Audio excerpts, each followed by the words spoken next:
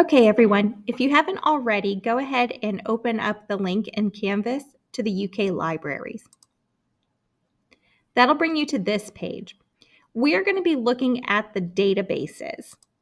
You should have read about the databases in your research chapter, but just as a reminder, databases store information. So these are places where you're going to be able to access different magazines, different academic journals, newspapers, books. It's just a huge repository of information that you have access to as UK students. So what we are going to do today is figure out which one should we look at and how do we find information.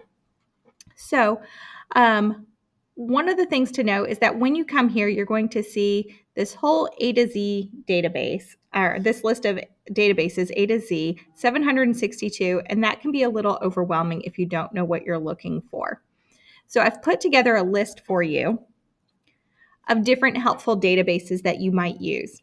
So the first is going to be Academic Search Complete, or now it looks like it's called Academic Search Ultimate, which is going to be a really general database that is going to have information from every single different discipline. It's going to have lots of different magazines, newspapers, academic journals, lots of options. If you are focusing on a topic that is more psychology based, like mental health or identity, personality, anything like that, APA Psych Info is a really good option for you. If you're doing anything that's going to involve research about education, and that could be elementary, middle, high, or secondary, college education, ERIC is going to be the best database for you. For science, Science Direct.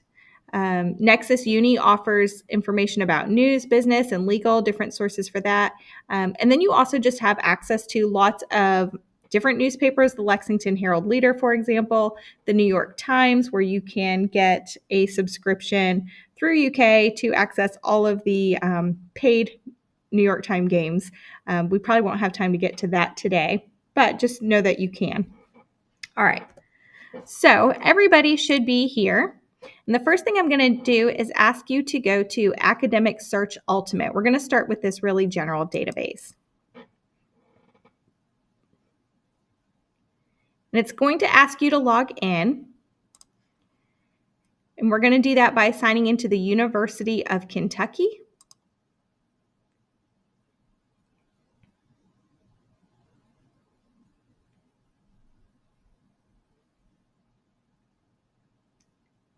And mine might go straight there. If yours doesn't log you into this right away, it might ask you to log into your Microsoft account.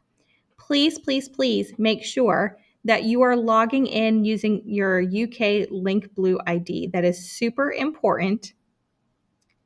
And if you don't do that, it's not going to work. So if you want to pause the video for a minute, while everybody gets logged in, make sure you're using your UK Link Blue ID. Once you have done that, you can go back to this link over here, and once again, choose Academic Search Ultimate, and then it should allow you to log in and get to this page. So Mr. Hewlett, if you will pause it and then let everybody get logged in and then come back. All right, so once everybody is logged in, everybody should be on this page. Searching for sources in a library database is a little bit different than searching for sources on Google, which is mostly what we're used to. In Google, we could put a question like, how is AI changing media, right? That's not going to work in an academic database for the search there. What we need to do is figure out what are some of the key words that we want to use, and we need to try putting those together in different ways. And this is where I recommend that you start to use your brainstorming. Look at that and figure out what are some of the things that we want to find out, and what are some of those key terms we're going to use. So if my topic is AI in media, the first thing I'm going to put in this first box is AI. And then you'll see it'll pop up AI or artificial intelligence. And so that's going to tell the search engine to search for both of those words. It's not going to exclude it if it doesn't say artificial intelligence. And then I'm going to try media here. This might give me too many, but we're going to start there. And before I hit search, the one thing that I want to do is come down and choose full text. This is going to ensure that we have full access to the article.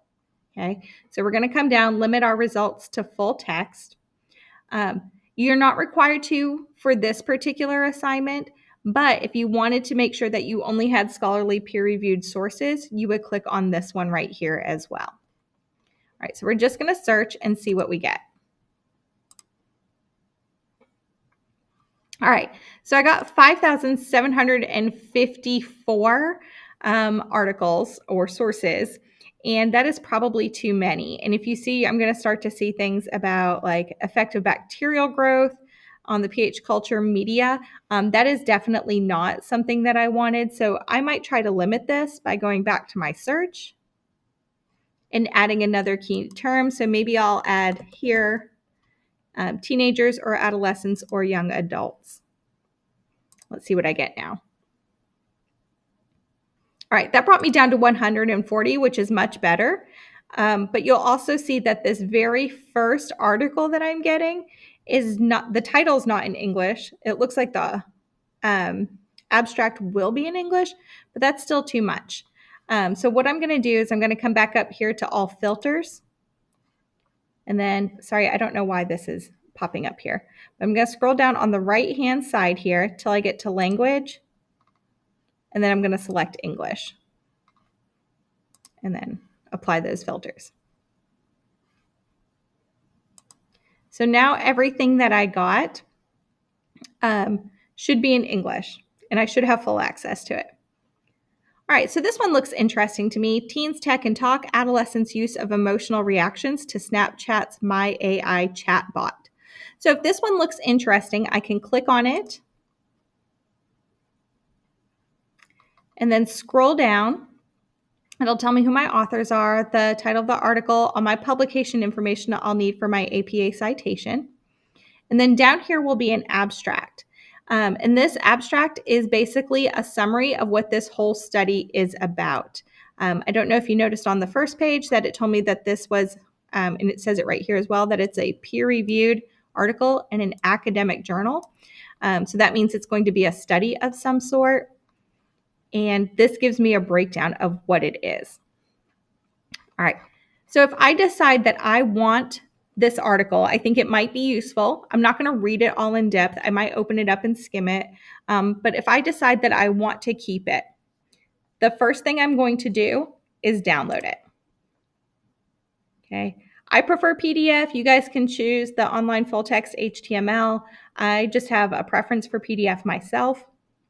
And so I'll download that. And then it will open and it looks like it would if it were in the journal. Oops. Where'd my search go? Here it is. All right. So when you find something that looks interesting, go ahead and save it.